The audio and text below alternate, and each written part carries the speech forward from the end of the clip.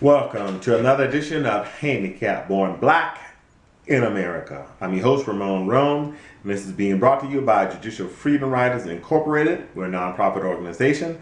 Our mission is to reform our justice system. We all know our justice system isn't fair. Your violation of your constitutional right, your right to due process, is being violated in today's court system. The title of this video is called Black and White Churches. I read an article recently entitled "The White Church Should Not Be Silent on the Killings of Black Men by Police." Now, I have a problem with not just white churches on that issue. I also have a problem with black churches on other issues, including the issues about black men being killed. Now, because they may preach a sermon addressing it and get the emotions going, but there's no action to back up what they say. So it's meaningless.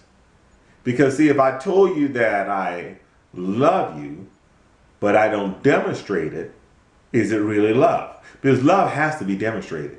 There's no doubt. Love has to be demonstrated. So our pastors, black pastors as well as white pastors, because according to the scriptures, God is not a respecter of person. Have nothing to do with Jew nor Gentile, that God is not a respecter of person, at least in the Christian Bible. I can't talk about Islam or any other, but I'm telling you on the Christian Bible, and this is regarding Christian churches.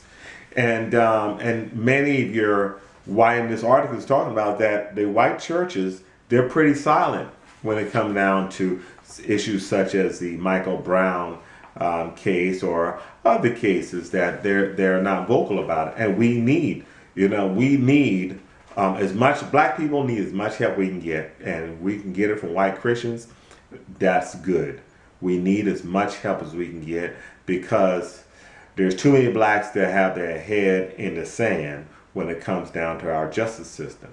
And you're thinking that because we have our first black president, you think that everything was going to be kumbaya. Not so. Not at least in the last 6 years it hasn't. But however, the white churches should do more, and they can do more.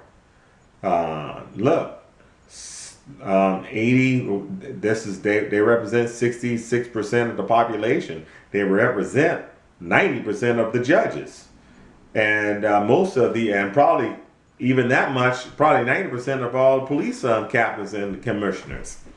So we need the white church to take its position. Article reads, I am a Christian and a black man. My wife and I attend majority white church in central New Jersey. We are not an anomaly. A few majority white churches I visited over the past several years had significant sparkles of black folks in the pews. Our faith has served an important personal, communal, and spiritual role in our lives. This is a source of strength, comfort, and guidance, especially in times of hopelessness. Boy, black people got some hopelessness going on. My new church has been great at supporting my spiritual growth. However, more recently, I'm unable to accept my frustration with the silence on race and racism. Oh no. Well, it goes down to self-preservation for the white man and the white Christian. Self-preservation. There's an issue that if you're thinking like, well, why don't they speak up? No, because if they speak up, they may get harmed. And a lot of times, and unfortunately, the threat of losing your tax exemption status for a church, that plays a part in it. Let me read this here. A recent New York Times poll shows deep division between black and white perceptions of the significance of race and racism in the death of Michael Brown, and is evidence that Americans' race problem is much bigger than we thought. The problem isn't that we as African Americans see race as a factor. The problem is that different lives have different value. And the value of a young black life at this, that is shockingly low in the 24th century.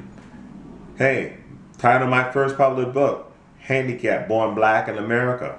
I had a little boy on the cover. And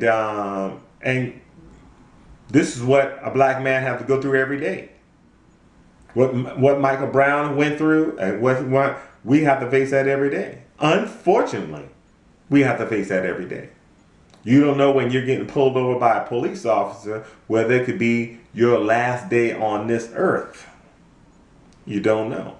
Well, we need fairness as far as treatment from our law enforcement officers, because most law enforcement officers, I can say, what shouldn't they say most law enforcement officers, but there is a heightened awareness when they're approaching a black man and thinking that all black men are going to perceive a violence. No. Well, most black people, that when they're pulled over by a police officer, they're already thinking threat and to be on guard. Can't help it. We've developed that over the years dealing with racism in this country. Now, we can't ignore the deaths of Michael Brown or John Crawford or Jordan Davis and others in the service of pleading white congregants is just as dangerous and problematic as overt racism responses. Silence inadvertently communicates to the white members that there aren't important matters or that they are not relevant to the faith. That's what silence brings on. Silence of the white church says, hey, you're not relevant. Wow. I know Jesus doesn't think that way. This has been another edition of Handicapped, Born Black in America. Please subscribe here to this channel as we proceed on to reform our justice system. And our justice system needs some reforming. May God bless you, and may God bless America.